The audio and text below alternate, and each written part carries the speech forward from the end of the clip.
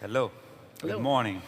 It's nice to be back after 3 years, and it's nice to start the Phocuswright Conference Europe by talking of hospitality, which was, during the pandemic, as you know, really hit a lot. So, there's a lot of things to say, a lot of things to ask to my guest this morning. I'm sure that our 25 minutes will fly because the topics are so many. Let's start by see what has happened even during the summer of during the pandemic, so that all hotels have capitalized a direct booking trend. So is this something that is going to stay, or you see an OTA strong return in a while? I'm starting from Brenda. Good morning. Thank you very much for the question. It's interesting because what we saw during the pandemic was many of our hotels took the opportunity to optimize their distribution channels, which included their own booking engine, their website, and the GDS. So hotels that invested the time actually have seen an increase over and above the OTA channel. We can take some figures from London and New York specifically, where in New York, during the pandemic, nobody was working, and what we saw was the lack of optimization there has meant that the OTAs have got an increase in business as a result. So definitely, it's really important to focus on the optimization piece, but I do think that the OTAs also will continue to do very well. And the reason for that is because a lack of staff on property. They don't have the time to invest, and the quickest and easiest way is just to open up an OTA channel, sadly. Right. Giovanna, what do you think about that? Hi, guys. It's very moving being again here. And I don't want to, of course, to repeat what Brenda said, just add some offer, a point of view that is the following. I think hotels had a unique opportunity in these past 3 years to create this direct connection and regain direct bookings with their customers, of course. But they risk to lose this asset if they don't capitalize again on another point, that is the demand booming. So today we have you reconnected with your customers because you created the relationship, you built again this direct connection, and then there is a booming of demand. So probably if you handle or if you manage better your relation with the distribution part, try to steer the customer, try to drive the customer, not out of the distribution partners, because we know that in modern economies we need distribution, but probably to steer on the cheapest, on the convenient channel. This is the moment in which you can do. Otherwise, as the vice president showed before, they are regaining again the power. Of course, they have basically at least 3 points in which they are the best. I would like to mention only one. They are, in these past 2 years or 3 years, they have developed very, very sophisticated pre-sale predictive tools.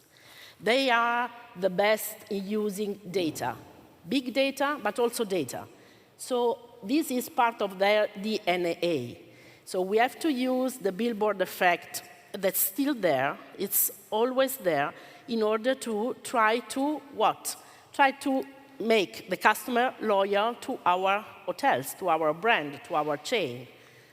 Because we have the real relation. We are in front of the customer. We are there when the customer is arriving, not they. So this is our aim today. Partner, because it's correct. Distribution is focus, it's important. But also try to at least manage and spend less in distribution. That is the highest cost today that we have to face. I'll ask the opinion of Fernando on that as well, but adding that we we see the OTAs probably will come back in some way. What about the bed banks, the other kind of the distribution, which really we really don't know what is going to happen? Well, first of all, thank you very much for inviting me. And I want to say thank you to everybody and congratulations, because after 3 years, we made it. And it's been very challenging for us and for me as a hotelier, being or having during the last years even 400 hotels being closed. And today, looking at how the demand is behaving and the numbers, it's actually that I think we have to feel very proud. And now we start coming to these questions. I call them questions of the riches, as those are the questions where we were rich before, and then we got very poor because we had to close our hotels, and now we start becoming rich again very fast, and now it's when we start talking not only about the revenues, because at a certain point we were talking, guys, we need the revenues, we need to fish. I was talking to my salespeople, we need to fish even if there are no fishes. But then we were fishing and trying to get the revenues coming, and now we go back to having our hotels fully booked with incredible rates, and now we start talking about the share of OTAs, bed bags. So it's good that we go back to this kind of questions. Now, it's, I believe that the industry has changed incredible in the last years. And when we talk about bed banks, in my opinion, they play a major role on how we are distributing our hotels. It's not only about OTAs, it's not only about the different segments, if we sell direct or indirect, it's how do you distribute it on a wider way so that you can have the eggs in different baskets. And this is what we normally do. So I do believe that the industry is going to go into a concentration of distribution. I have no doubt that this is the way to go. This is, at least from DNA's perspective, what we are trying to do as the distribution channels are getting more and more connected. So before, I remember, and you don't need to go that far away, 5, 6, 7 years ago, you will have your distribution strategy, which was very vertical. And then you would know exactly what the bed banks will give you, what the OTAs will give you, what your direct website will give you, and then the different segments, corporate, MICE. Now, since everybody is buying to each other, the reality is that it becomes very complex. It becomes complex to control distribution. It becomes complex to control your onward distribution, the content. It's not only about pricing, it's as well about the content. And the only way to do that is by concentration. And this is what we are saying. And the bed banks, they will continue playing that role if they bring you the capillarity that a bed bank should actually bring you, which is being your distribution power in markets where you have no brand awareness. As we approach bed banks, it's in a very simplistic way. We have over 100 hotels in Spain. Everybody knows NH in Spain. We have 13 hotels in Amsterdam. Everybody knows, I hope you do, that we have that many hotels in Amsterdam, and the brand awareness that we have in the Netherlands is so high that we may not need for a Dutch agency that distribution to bring us a customer, because we should get this customer either direct, or if they are loyal to this agency, it's fantastic, very good. But when the bed banks are bringing us that capillarity is when they bring us customers from China, from the US, from Canada, where we do not have that brand awareness and we don't have an unlimited sales force that is able to create the brand. So bed banks, in my opinion, they're here to stay as far as there is retail agencies. They will continue staying here. Now, it's complex how bed banks are distributing to other OTAs, and this is part of the, in our opinion, hotel chains, how you need to secure that they distribute the way you need and having the power to be able to influence on that respect. But Giancarlo, it's also a problem of having the product, because when you have the demand that is booming, like today, the point is no more the rates, but the point is to have the product to sell.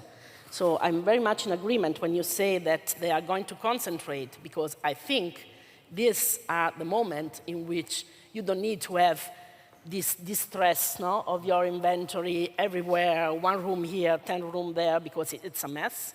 But you have to concentrate because the demand is booming. It's a different scenario. It's not the same of before. So, demand is booming, which is good to know for us. I mean, it's after those 2 years.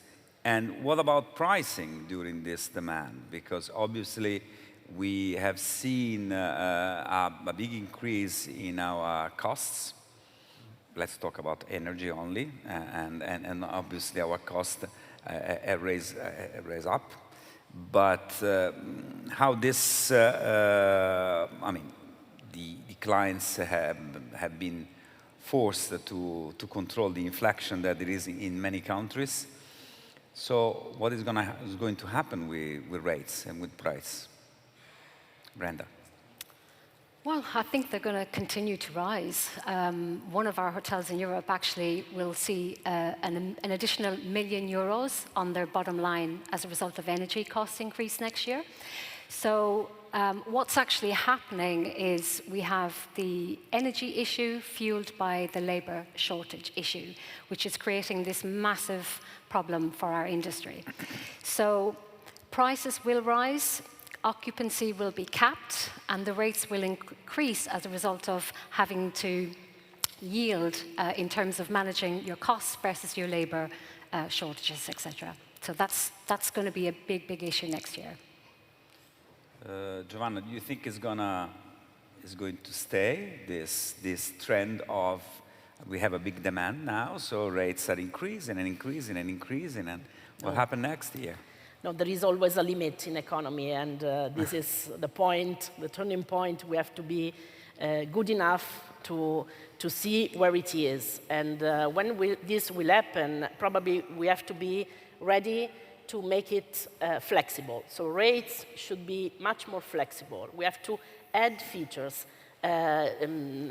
take out features, like, for instance, okay, breakfast is there, but also early check-in, late check-out, everything you can add or put on or take out. It's important to create like a customized rate for each needs, because you will always have people that are willing to spend money for the things that are critical to them. To me, for instance, I'm allergic to dairy.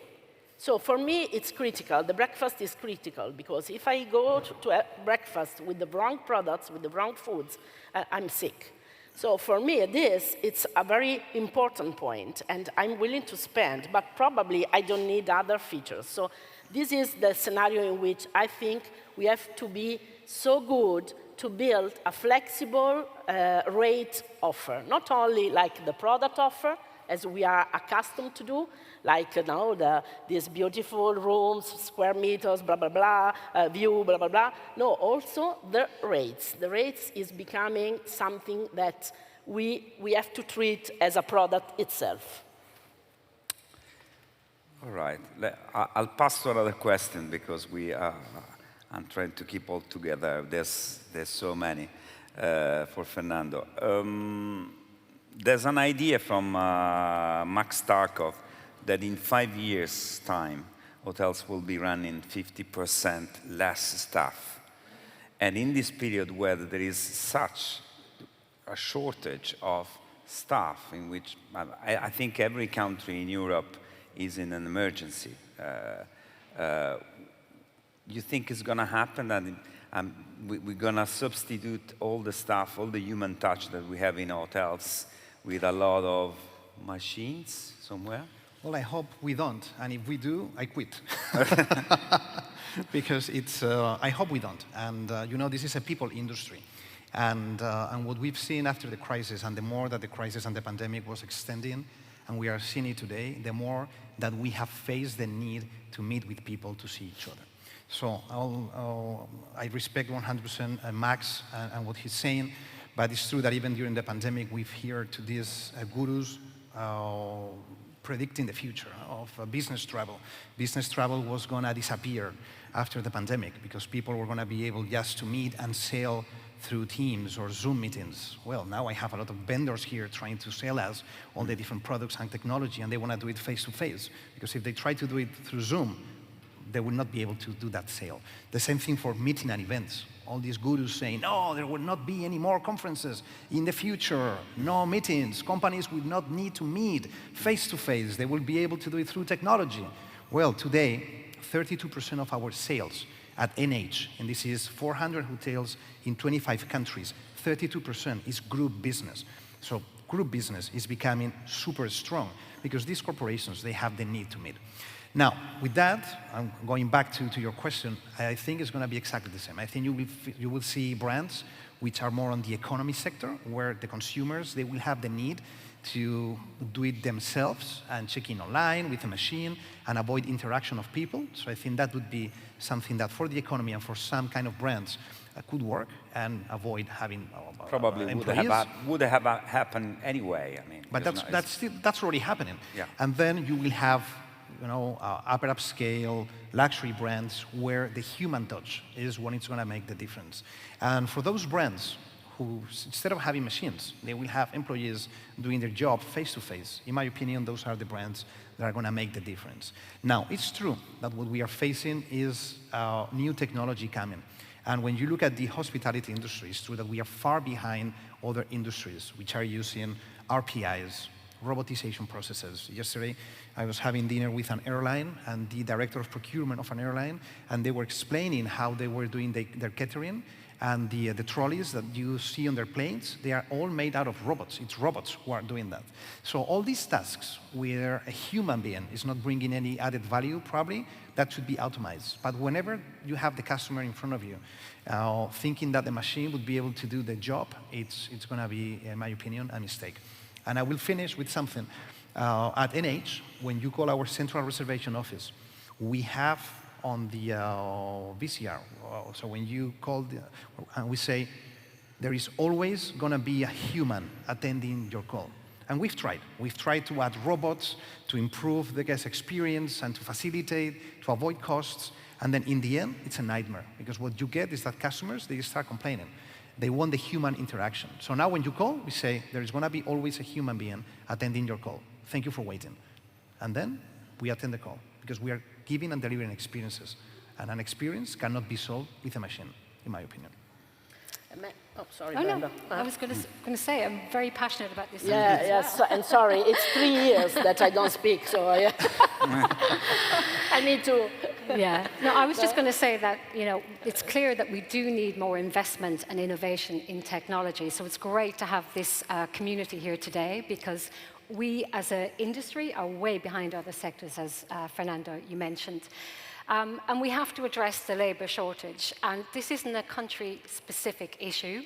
It's not specific to the UK or to Europe, or it's global. And we have to collaborate and work together to find solutions. And hopefully, all of you in the room here with your technology solutions will actually help us address this issue. So in the UK, I work on the supervisory board of the Institute of Hospitality. And what we're trying to do is get chartered status for our industry so that hospitality is seen as a career of choice, not just as a last resort for our business. And again, I would implore those in the room to help us with that. How do we use technology and deploy technology to elevate hospitality as a career of choice? And the second thing is, I also work with Professor Sewon Kim at EHL, and she did a fantastic study this year, which was all about driving flexibility in the workplace. And what that study found was that whilst there's plenty of labour flexibility, there's a substantial lack of work flexibility. And work flexibility is actually about giving the employee the freedom to choose. By giving the employees freedom, it allows greater well-being, innovation, and company resilience. And flexibility is not just a gender issue. It's relevant to everybody. So we have to address that as a business, not just in hospitality, but in technology, to make our industries much more attractive to the next generation coming through. I do agree. I really do agree about that. Because what I see now that is people is looking for time. More than for good wages. So they are asking, and obviously hotels are open 25 hours, 30, all year round, so there is a much different approach. With Giovanna once, we discussed about this also YOLO things, so you only live once, that people, they have changed their perspective after the pandemic, right? Yes, it's a matter of fact. It's not only in our industry, it's almost everywhere. I think the YOLO trend, it's a reality. And it's also something that You know, we didn't, and probably because I'm Gen X, Giancarlo is boomer, it's older. Sorry, they are very young. But sometimes we didn't realize how many money, especially the young, the Gen Z, are making with the social media. I don't know if you realize this.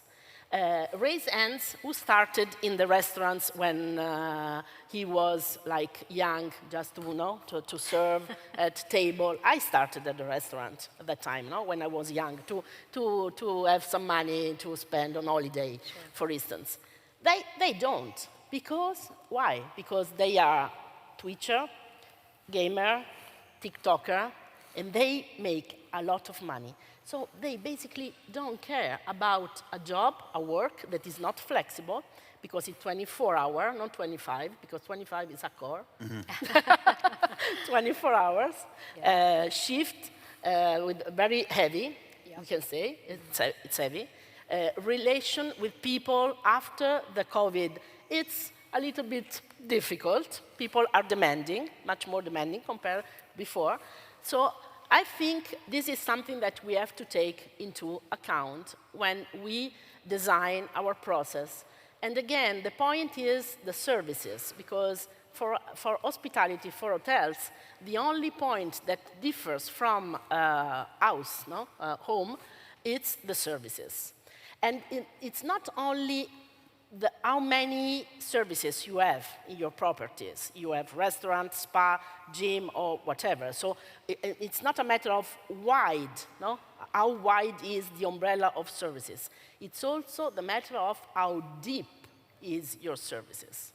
So if you have only rooms and breakfast, but at breakfast, sorry, I come back to my problem, But at breakfast, you have a man, a woman, whatever, that she knows everything about the products served. She knows everything, every ingredients, and I'm safe because I have this problem, gluten, all these food allergies. It's a mess, when you approach food. Okay, this is a matter of deep service, but how deep is your service? Not only wide, okay?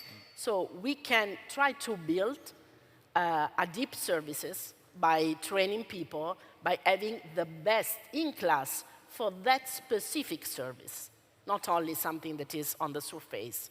This is lactose, and they don't know the difference between lactose and dairy, okay?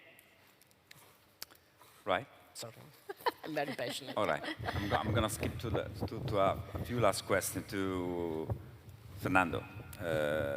Service, it's a differentiator. So what do you think will really be different now about service? Well, I think the consumer has changed, and we've seen some data at the beginning of the presentation. And this is based on the expectations of the consumer. And it's true that the consumer is expecting a more digitalized experience, and this is a fact. So how we approach the future is that we need to continue investing on technology. We need to continue investing on digitalization.